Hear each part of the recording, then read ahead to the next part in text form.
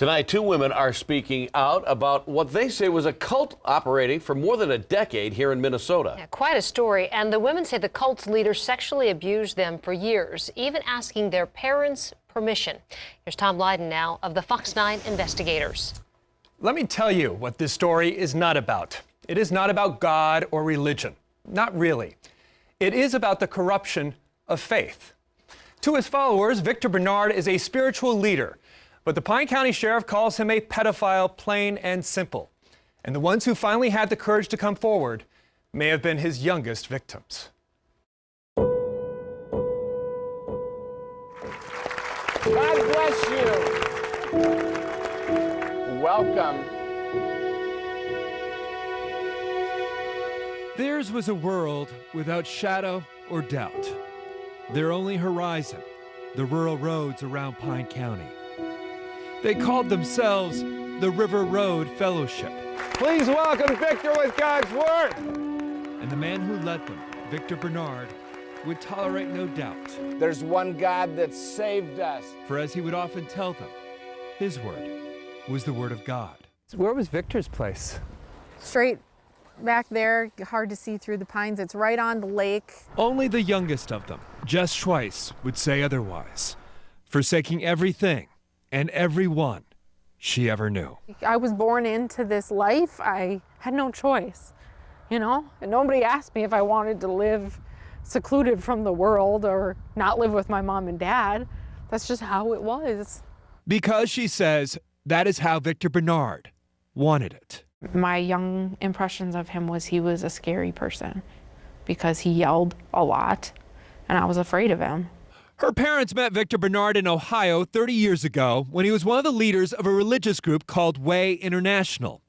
In the late 90s, when Jess was only 2 years old, her family followed Victor Barnard to Minnesota, and they weren't the only ones. I remember he seemed very intense. Around the same time, Lindsay Tornambi's parents met Victor Barnard in Pennsylvania, and they too followed him to Minnesota. It was very, very secluded from the world. Eventually, 150 followers came here altogether, settling in the area around the town of Finlayson, practically doubling its population.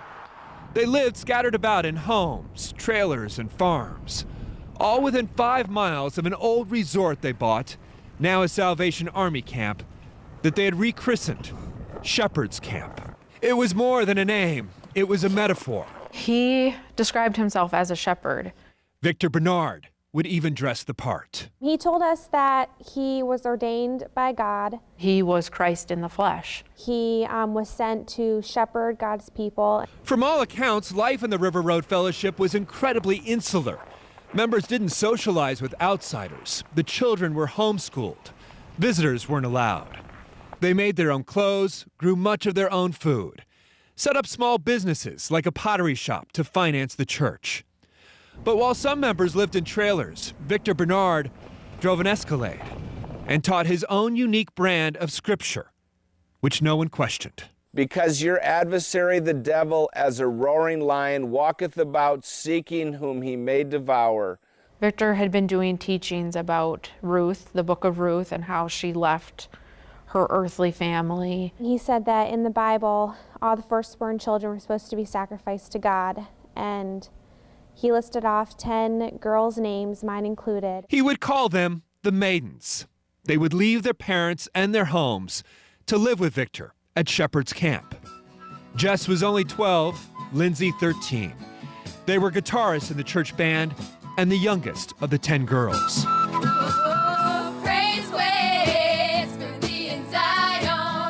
They thought it would be like summer camp. They soon realized they were making a lifetime commitment. Jess and Lindsay say the Maidens lived here in almost total isolation, seeing their parents maybe once a month at worship. They essentially homeschooled themselves. They did the cooking, the cleaning, the gardening here. They essentially took care of everything here at the camp, and would soon learn that meant taking care of Victor Barnard as well. Told my parents that at one point he may choose to become intimately involved with me, and asked for their blessing. He asked for my parents' blessing that if he wanted to have sexual intercourse with me, that they would be okay with that. I didn't realize and I didn't know that he would want to do it right there. I mean, right away. Lindsay's father, who has since left the group, says he thought Victor would only have sex with his daughter when she was older. In fact, both women say Victor Barnard had already started sexually abusing them months earlier, when they were just 12 and 13 years old. I would call it just a spiritual stupor. The line was drawn that we would either give loyalty to Victor or we would not. And the loyalty was based on him representing Jesus Christ in the church. Each of the Maidens would allegedly take turns visiting Bernard's bedroom, but never spoke of it, even among themselves. Jess Schweiss would track the sexual assaults in secret in her calendar, with a tiny X in the corner. And when they felt shame, he would quote scripture. Submit yourselves unto the elder. And he said that this was his way to teach me love, that he wanted me to know love. I mean, I still had a conscience at that point, so I knew it was wrong. I mean, my parents never even had the talk with me. I had just gotten my period months before. They say it went on like that for years, no one questioning why the man in his late 40s was always surrounded by young women and girls. We were called the 10 Maidens, and we were supposed to be the picture of virginity and chastity. We had taken a vow of celibacy, basically, and that's what the church knew. But that was a lie from day one. After more than a decade here in Pine County, things would change for the River Road Fellowship in 2008. That's when the adult men allegedly confronted Victor Barnard, accusing him of having sex not with the Maidens, but with their adult wives. The tables were turning on Victor Barnard, and he would soon be leaving Pine County and Minnesota. Apparently, when it all fell apart, everybody went to Washington. Pine County Sheriff Robin Cole said the first complaint about Victor Barnard came 4 years ago and involved adultery with adult women. Still illegal in Minnesota if it involves coercion by members of the clergy. But the Pine County attorney refused to file charges, writing, "The sad truth is these individuals admit they were essentially brainwashed by Barnard and readily and willingly did what he wanted them to do." Prosecutors wrote there were concerns he was having sex with juveniles, but called the claim merely suspicions. There was just too much perversion going on, and people got sick of it, and people started asking questions. I mean, could you imagine you're married to your wife, and the guy that is the leader of your religious sect tells you you're going to go to work, and you're going to work here, and you're going to do this, and you leave at this time, and you come home at this time, and when you're off doing what he tells you, he's over at your house with your wife? Or having sex with your daughter. Worse yet. The break in the case came 2 years ago when Jess Schweiss walked in the sheriff's office with this box full of memories. Sheriff Cole reopened the case, sending a detective to Spokane and Seattle to track down Victor Barnard, who quickly realized police were onto him. Agents from the Washington State Patrol actually were following him with packed luggage toward the airport. Barnard left the country for Brazil, where he also has followers. Investigators believe he has since returned to Washington state, leading a smaller group of followers in the Spokane area. Sheriff Cole has repeatedly tried to get a warrant for Victor Barnard's arrest, but the Pine County attorney refuses, saying there isn't enough evidence. He's not a religious man. He's a pedophile. And we know that. And we have the probable cause to prove that. Yet he's in Washington doing God knows what, and we're here with victims. Victims who have truly become survivors. For Jess and Lindsay, leaving River Road Fellowship didn't happen overnight. It was a process. And they still struggle, they say, with their freedom.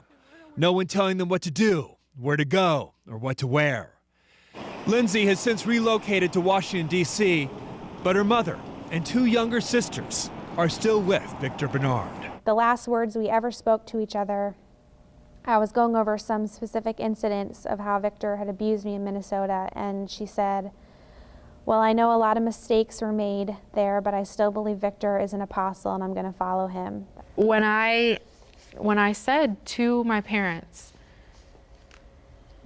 this man that you support, Victor Barnard, raped your daughter. My mom said, the blood of the Lamb covers it all. Jesus Christ forgives. Coming back here to Shepherd's Camp, Jess Schweiss was overwhelmed by the memories. She says there were good times here, laughter and music, and friends like Lindsay. But there was always the fear of Victor Barnard. I became a teenager here. I got my driver's license here, you know, milestones in my life that should have happened with my family but didn't. She lost her innocence here, her childhood. And in a sense, she wonders if she'll ever truly leave. Every day, I can't get away from it. There's only one God. I mean, how do you? You know, it's like There's only one Lord. you grow up somewhere and you go back to visit. And there's only one way. Part of you is still there. That's your home. The Pine County attorney won't comment on why he won't issue a warrant for Victor Barnard's arrest, saying only it's an active investigation, which the sheriff tells me isn't true. A detective in Spokane, Washington tells me his last lead on Victor Barnard came a couple months ago and didn't check out. Victor Barnard's exact whereabouts tonight are unknown. For the Fox 9 investigators, I'm Tom Lydon. Incredible story. Powerful. And you wonder how those young women are going to recover and move on. Strong young ladies, that's for sure. For 15 years, Victor Barnard ran what the sheriff calls a cult in northern Minnesota. The Fox 9 investigators exposing the secrets of sexual abuse. I was born into this life. I had no choice, you know? And nobody asked me if I wanted to live secluded from the world or not live with my mom and dad. That's just how it was. Underage followers, now all grown up, claiming that he sexually abused them. Tonight, Barnard is a fugitive on the run from 59 felony counts of sexual abuse. Hi, everyone, and thank you for joining us. A big story tonight. Our Tom Lydon broke this story. It is one that is now the focus of a nationwide manhunt. Women telling him when they were young teenagers that they were abused by a religious leader, that leader, Victor Barnard. The women say he even asked their parents for permission to have sex with them. Victor Barnard left Minnesota 4 years ago, moving along with many of his followers to Spokane, Washington. That's where police tried to arrest Barnard, but he was nowhere to be found. Tom Lydon joining us live, and he just got done talking to one of Barnard's victims about these major developments. So, Tom, do police have any idea where Victor Barnard might be tonight? That's the million-dollar question, guys. You know, Victor Barnard apparently knew police were onto him and about ready to make their move. You know, there is the possibility tonight he may have skipped the country. We know that Homeland Security is on the lookout for him at the airport and at the border. Yet detectives on the ground in Spokane still believe he may be in that area, moving from house to house, from follower to follower, trying to evade police. But as much as attention is focused tonight on the manhunt, it should also be focused on the victims, or survivors, if you will, including the young woman we just talked to 30 minutes ago who's been waiting 15 years for someone to believe her. What is it like to see on paper 59 charges against Victor? It makes it very real, and it is a little surreal to me. I'm having a hard time still wrapping my head around it. Because your adversary the devil, as a roaring lion, walketh about seeking whom he may devour. He told them his word was the word of God. Victor Barnard even dressing the part of Jesus. For more than a decade, Barnard led 150 followers in a religious sect called the River Road Fellowship near the town of Finlayson in northern Pine County. Where was Victor's place? Straight back there, hard to see through the pines. It's right on the lake. It was here at a place called Shepherd's Camp where Jess Schweiss and Lindsay Tornaby lived with a group of 10 girls called the Maidens. Isolated from their parents, they were supposed to be virgins, but soon learned being a maiden meant having sex, they say, with Victor Barnard, beginning when they were only 12 and 13 years old. He said that in the Bible, all the firstborn children were supposed to be sacrificed to God, and he listed off 10 girls' names, mine included. And he said that this was his way to teach me love, that he wanted me to know love. I mean, I still had a conscience at that point, so I knew it was wrong. I mean, my parents never even had the talk with me. I had just gotten my period months before. Jess would even mark the sexual encounters in her calendar with a tiny X in the corner. Today, those X's became criminal charges, each one marking a separate count of sexual assault against a minor. 59 charges in all. Do you believe he knows you're looking for him? I would say, I think it's safe to assume he would know we're looking for him. The Pine County Sheriff believes Barnard is in the Spokane, Washington area, where he and many of his followers fled 6 years ago when the group splintered after married adult women admitted to having sex with Barnard.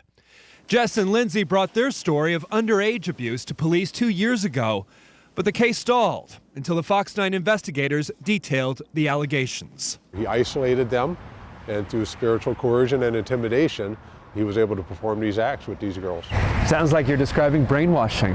Well, that's a form of that, yes. The women say at one point Barnard even had the audacity to ask their parents' permission to have sex with them, but say he'd actually already started sexually abusing them months earlier. When I said to my parents, this man that you support, Victor Barnard, raped your daughter, my mom said, the blood of the Lamb covers it all. Jesus Christ forgives.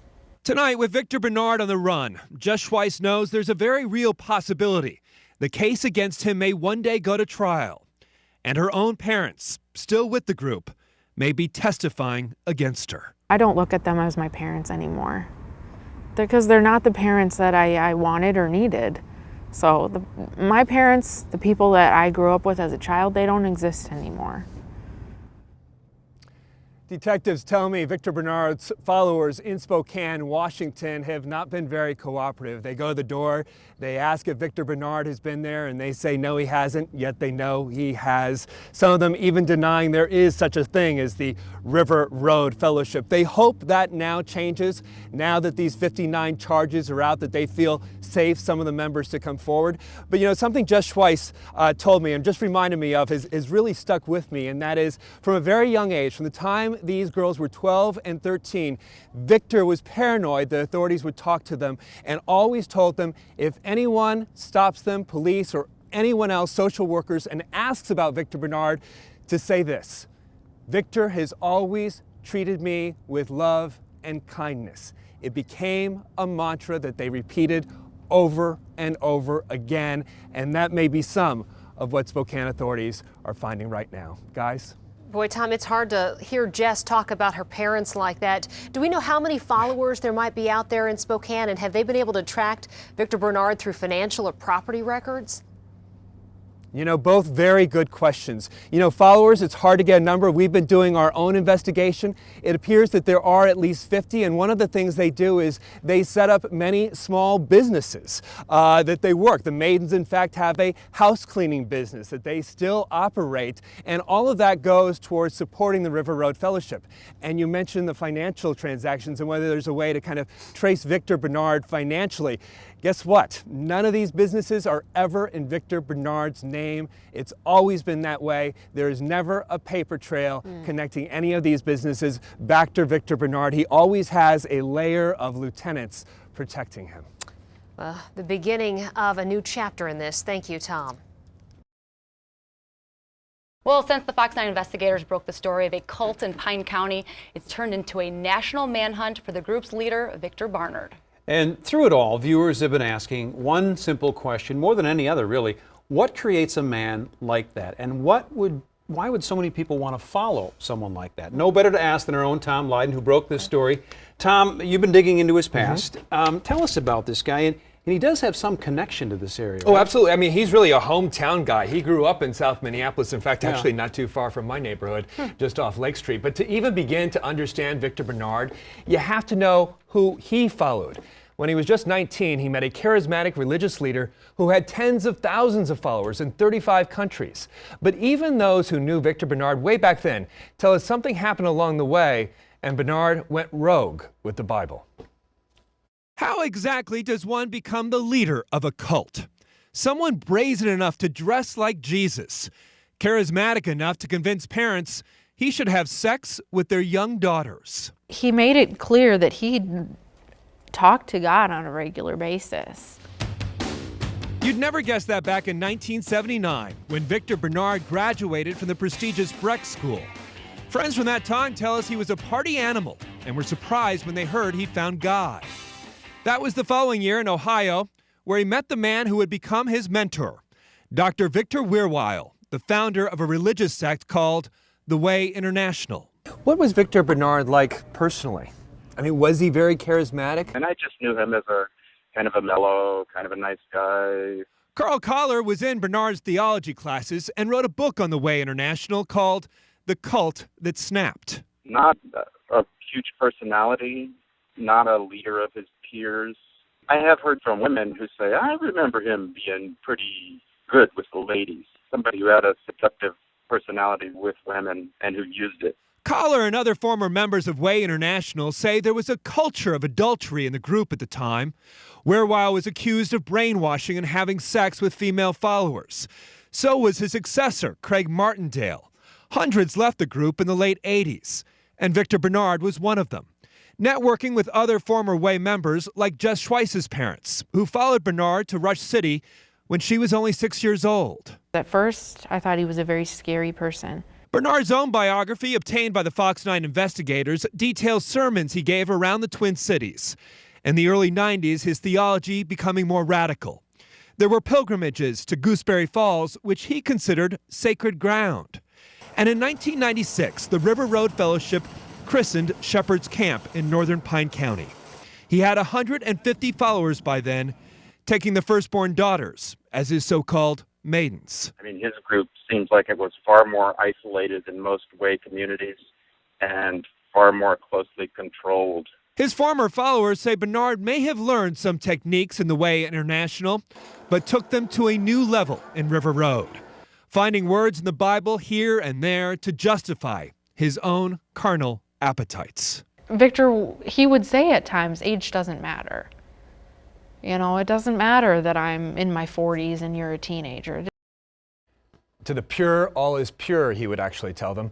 A spokesperson for the Way International told us Victor Barnard got a degree in theology there in 1986, left in 1990, but they say he never held any leadership position while he was with the group. He also said the Way considers adultery of any kind an abomination. And we should point out, while there were allegations of adultery with Way International, they always involved adult women. Obviously, a different story with Victor Barnard, 59 counts, many of those involving juveniles. Right. So what's the latest on the manhunt, too? Well, in terms of the manhunt, you know, they can't find him. And all of his followers, they all keep saying, it's all in God's hands. That's the mantra over and over. That kind of response comes as no surprise to the woman you will meet tonight. She was not abused by Barnard, but he played an important role nonetheless, defending her abuser, condoning it, and banishing her from the group. It was an MO that detectives believe played out over and over again for the next 2 decades. He had a way about him. Everybody it kind of seemed like you were either afraid of him or you adored him. Jessica Morecambe was there at the turning point more than 20 years ago when she was just a young girl, when a cluster of families living around Rush City who gathered for Bible study became a cult led by Victor Barnard, and it quickly went from God's word to his. I know when he got involved, it kind of switched from this, harmless thing to a Victor was a leader. It's not like we voted on him, but he was the leader. Her new stepfather, Dirk Cheshire, was a devout follower of Barnard's, who had secrets all his own. I was sexually abused by him, sexually molested. There's 2 occasions I specifically remember, and they were, I believe, when I was 12 and 13. He got extremely controlling of me. He started punishing me anytime I didn't speak of God. He would call me a slut and call me names. He wouldn't let me talk to boys. I didn't even have my own father's phone number. In 1994, Dirk Cheshire pled guilty to criminal sexual conduct in the 2nd degree. Jessica Morecambe came here to the Pine County Courthouse to testify against her stepfather at his sentencing. She was only 13 and very much alone. She didn't even want her biological parents here to see her testify. I did not want them to see me have to face him. I knew it would break their hearts to have to see me go through that, and I didn't want them. I didn't want them to see that. I didn't want them to have to live that. But someone else showed up that day, someone she would never have guessed. Her intimidating pastor, Victor Barnard. and he wasn't there for her. He showed up outside of the courtroom and he just, I don't remember the exact words, but I know he specifically said that I needed to forgive Dirk. I was appalled. I could not even understand why someone would be telling me, the victim, that I needed to forgive this horrible man who did this horrible thing. Barnard would even take the stand himself that day as a character witness for her stepfather. In the end, Dirk Cheshire wouldn't spend a day in prison. He was sentenced to 4 months in jail with work release, no less.